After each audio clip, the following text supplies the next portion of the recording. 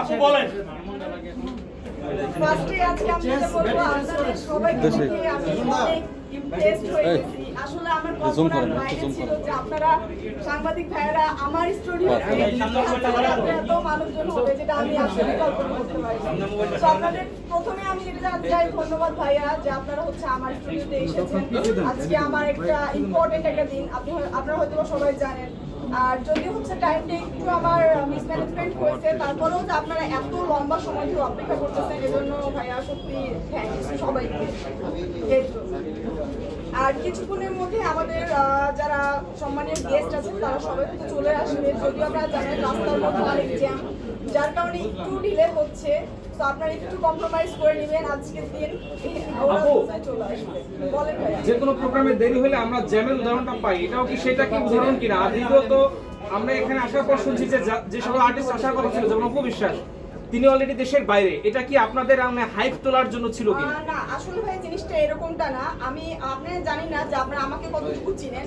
আমি আসলে মিডিয়ার সাথে হালকা পাতলা জড়িত। মিডিয়া বলতে আমার যারা বেস্ট ফ্রেন্ড আছে, যেমন হচ্ছে হয়তো আপনারা জানেন শিরিন শিলা, তারপরে হচ্ছে অপু বিশ্বাস আপুর সাথেও আমার ভালো অনেক সম্পর্ক, নাদিয়া আপু, জয় ভাইয়া, তারপরে অন্তু করিম ভাইয়া। আসলে সবাই ওনারা আমার অনেক কাছের মানুষ। ইভেন আমরা যাদেরকে প্রমোট করেছি তাদের কিন্তু অবশ্যই হচ্ছে আমরা নিয়ে কি বলে যে হচ্ছে তাদের মতামত নিয়ে কিন্তু আমরা প্রমোটটা করেছি, এবং তারা আসবে বলে কিন্তু আমরা জিনিসটা দিয়েছি আমাদের পেজে, আপনারা দেখতে পাবেন।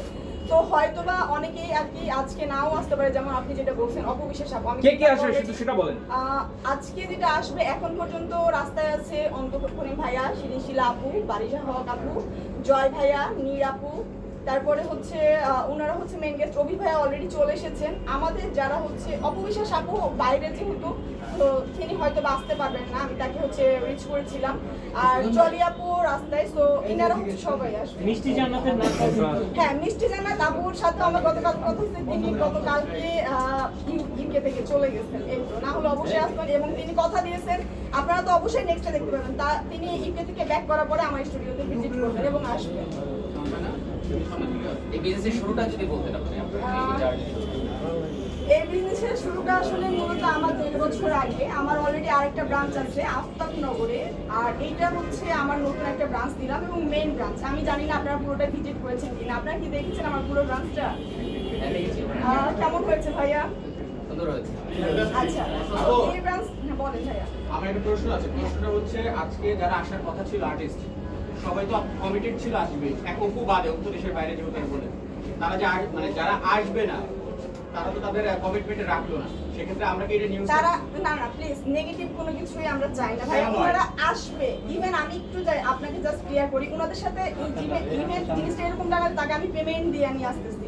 জিনিসটা হচ্ছে তাদের সবার সাথে আমার বন্ডিংটা অনেক ভালো। আপনি তাদের থেকে জিজ্ঞেস করতে পারবেন যে তাদের সাথে আমার বন্ডিংটা কেমন, অথবা আপনি চাইলে আমার প্রোফাইলটা চেক করতে পারবেন, তাদের সাথে র্যান্ডম উঠা বসে। সো ক্লোজ ভালোবাসার খাতিরে তারা আসলে আজকে আমাদের পাশে। তাহলে টাইম ম্যানেজমেন্টটা কি সেভাবে করা যেত কিনা?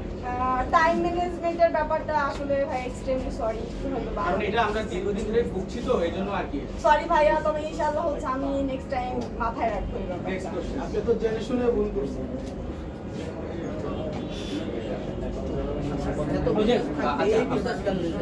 এইটা ভাই আমার ছোটবেলা থেকে একটা প্যাশন ছিল, তো প্যাশন থেকে আমি প্রফেশনাল চুজ করেছি। আরো কোনো বিজনেস করার ইচ্ছা নাই, তবে আমি 2016 সাল থেকে বিজনেস শুরু করেছিলাম।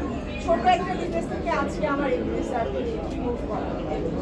আমার প্রথম বিজনেস ছিল মদ বাংলাদেশ, মদের উপরে আমি হচ্ছে ছবি বানাতাম। তো ওটা হচ্ছে আমার 2017 সালে প্রথম থেকে আমি শুরু করেছিলাম। ইভেন এখন পর্যন্ত কিন্তু ওটার একটা পেজ আছে, অনলাইন প্ল্যাটফর্ম। তো ওটা করেছি, ওটার পরে হচ্ছে ক্লথিং ছিল, ক্লথিং এর পরে আমার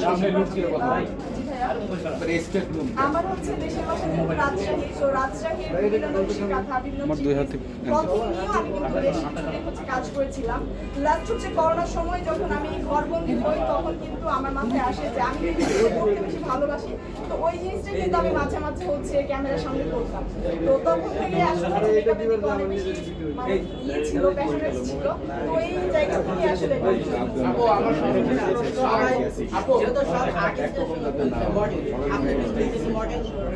না আমি কখনোই নিজেকে মডেল দাবি করি না, এবং আমার মডেল বিন্দুমাত্র চিন্তা ভাবনা নাই। আমি একজন হচ্ছে উদ্যোক্তা, আমি আমার বিজনেস নিয়েই হচ্ছে খুশি থাকতে চাই, এবং এটা নিয়ে আমি সামনে আরো বড় কিছু করতে চাই। আপু সর্বশেষ আর কতক্ষণ অপেক্ষা করলে আর্টিস্টরা আসবে? ভাইয়া আসলে সত্যি কথা বলতে তারা সবাই রাস্তায় আমাকে লাস্ট পর্যন্ত ইভেন আমরা আসার পর থেকেই শুনছি এটা। পাঁচটার প্রোগ্রাম 7টা বেজে গেছে, এখন যদি রাস্তায় মানে আর কতক্ষণ লাগতে পারে আপনার ধারণা? আধা ঘন্টার মধ্যে হয়তো বা তারা চলে আসবে। আধা ঘন্টা অনেকক্ষণ ধরে বলা হচ্ছে। আধা ঘন্টা বলা হচ্ছে আর 1 ঘন্টা আগে থেকে। ভাইয়া, এক ঘন্টা আগে থেকে বলা হচ্ছে। টাইমটা একটু ঠিক আছে, আপনারা কি সবাই থাকবেন?